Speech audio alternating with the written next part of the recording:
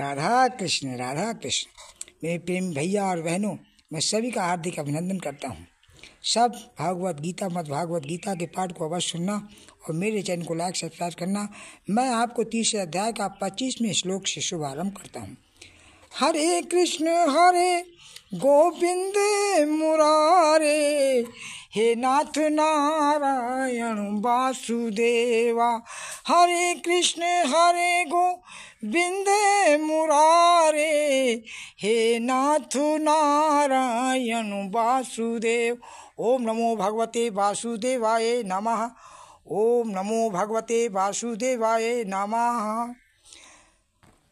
लिखा है कि सक्ता कर्मण विद्वानसो यथा कुर्वन्ति भारत, कुर्याद्दुष्टता शक्तिश कीश फुलेश कर्म संग्रहम। हे भारत, जैसे अज्ञानी लोग विषय आसक्ति होकर कर्म करते हैं, वैसे ही लोग को शिक्षा देने के लिए विद्वान आसक्त न होकर कर्म करें।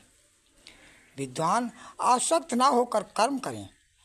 लिखा है न बुद्धि भेदम जनियोद ज्ञानम कर्म संगिनाम जोष्यत सर्वकार्याणि विद्वान युक्ता समाचरण। हे अर्जुन, जो अज्ञानी कर्म करने में आसक्त हैं, उनको कर्म ना करने का उपदेश देकर बुद्धि न बिगड़े, किंतु विद्वान आप सावधान होकर कर्म करें और उनसे भी कराइए।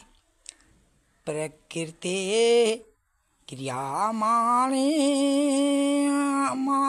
अनि गुण कर्माणि सर्वशः, अहंकार विमूढ़ आत्मा कर्तामिति मन्यते। हे अर्जुन, प्रकृति की गुणाभूत इंद्रियां संपूर्ण कार्य करती हैं, परंतु अहंकार से विमुख बुद्धि वाले अपने को इन सब बातों को का करने वाला मानते हैं। तत्त्ववित्तु महाबाहो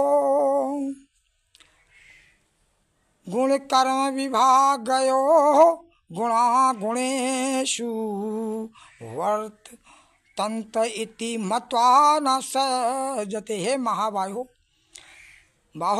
गुण और